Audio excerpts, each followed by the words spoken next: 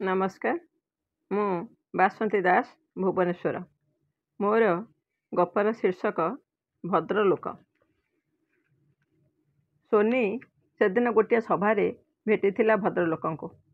आगरू तांको नाम शुणिथिला, विभिन्न पत्र पत्रिकार गप कविता मध्य पढ़िथिला, हेले केबे निकटरे देखि नथिला। कथावार्ता मध्यरे से तांकर परिचय पाइला। कवि सम्मेलन से विचारक थिले। सेदिन सोनीर कविता श्रेष्ठ विवेचित हैला। सोनी जड़े वरिष्ठ कवि और राज्य सरकार जड़े कार्यरत प्रशासक हिसाब से तांको नमस्कार कला और निजर सद्य प्रकाशित एक बही उपहार देला। भद्रलोक खुशी हो गले। सोनी को ता संपर्क और परिवार विषय किछि पचारिले। सोनी केबे कौनसी कथारे छलनार आश्रय निए नाही।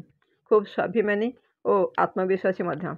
निज कर्म और कर्तव्य भितर निष्ठा रखी से समाज रे निजे किछि परिमाण रे दंभरे ठिया होई परिछे। एका एका नारीटीए होई मिछ कहिबा ता जातकरे नाही। तेणु से कहिला, सार मु दीर्घ वर्ष धरी मो स्वामी ठारू अलगा रहुछे। मो पिला माने मध्य मो निकटरे। झीवर बाहाघर सरी से ता शाशु घरे, पुअर बाहाघर सरीछि एवं पुओ बोहू मो सहित रहउछन्ते।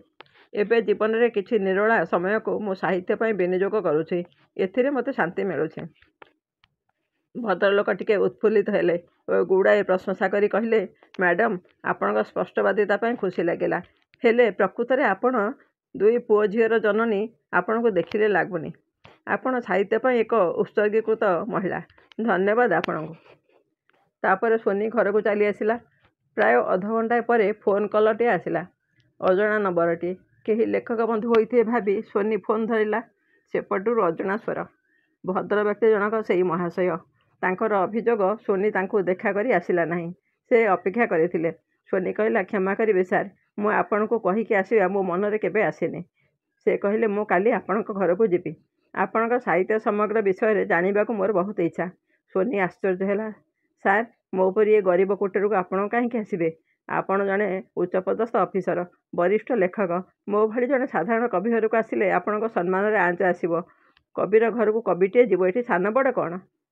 हौ ठीक अच्छे, मु बड़ गाड़ी नेबिनी, दुई चकिया जान जाई पहुँचीबी, से कहले। सोनी आउ किछि कहि पारलानी। घरे पुओ और बोहू को कहीदेला संध्यारे से भद्रलोक आसबे। तांकर परिचय मध्य पिला को कहीदेला। ठीक संध्या 7टारे निज दुई चकिया गाड़ी रे आसी पहुँचिले भद्रलोक। पुओ बोहू नमस्कार कले। परे बोहू को चा बिस्कुट आनिबाकू कहिला सोनी। भद्रलोक कहिले, किछि दरकार नाही, केवल कपे चा आणंतु। बोहू चा देला परे से किछि समय सोनी सह लेखालेखी और केते बही प्रभृति होइछि पचारिले। तापरे निजे जड़े बड़ साहित्यिक, अनेक पत्र पत्रिका संपादक तांको दयारू निज निज पत्रिका चलाई रखिछन्ति बोली कहिले। कारण तांको सबु विज्ञापन यांको जोगे मिले हेइथिबो। सोनी भाबिला, जेहेतु जड़े प्रशासनिक अधिकारी जहाको सुपारिश करुथिबे से निश्चय देउथिबो। से आसिला बेलू किंतु सोनी लक्ष्य करुथिला। पूर्व दिन घर को आसवाक भद्रलोक जतिके आग्रही थिले, घर को आसिला परे सेते खुशी जना पड़ू नाहांती। सोनी किछि अनुमान कला, किछि करि पारिला नाही। जा हेउ किछि दिन पर से जीवाक बाहरिले। सोनी निजर प्रकाशित किछि बही उपहार देला। से किछि बही नेले नाही एवं कहिले, मु एई प्रथम आसिली, आपणक घर को मध्य खाली हाथ रे आसीछि। तेणु आउ थरे आसिले बही सब नेबी। आपण मन दुख करंतु नाही। सोनी मध्य बाध्य करि पारिला नाही। से विदाय नै चली गले। तापरे सोनी फोन करिथिला। प्रथमे फोन धरिले नाही। परे थरे फोन धरिले एवं कहिले, मैडम मु व्यस्त अछि, आपणको परे फोन करूछि। सोनी चुप रहिला। एहीपरि किछि दिन चलीगला। सोनी से कथा मध्य धीरे धीरे भूलीगला। दिने कौनसी एक सभारे से भद्रलोक देखिला। सोनी निकटरे थिबा जने बंधु को ए कथा कहिला। भद्रलोक गोटे थर देखारे हठात घर को आसिले एवं घर को आसीगला परे एमिति दूरत्व रखिले काहींकी? बंधु सब कथा शुणिले। कहिले, तमे जानिन कि तांको? से पूरा प्रथमे केउ झील कि महिला को देखते तांको विषय जानिबाकू चेष्टा करते।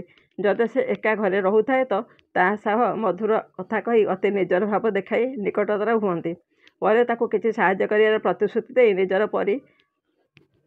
निजर परी होई भूल संपर्क रखते। परे से संपर्क को लेकिन ताकू ब्लैकमेल करते। अनेक महिला को से नष्ट करिसेंति। सोनी स्तब्ध होई सब शुणुथिला एवं भाबुथिला, प्रथमे भद्रलोक काहींकी ता घर को जीवाकू व्यग्र होई उठिले, आउ थरे जाई घर परिवेश देखिला परे काहींकी दूरे ही रहिले। धन्य रे भद्रलोक, तुम उपरे केते भद्र, तुम भितरे केते रंद्र। धन्यवाद।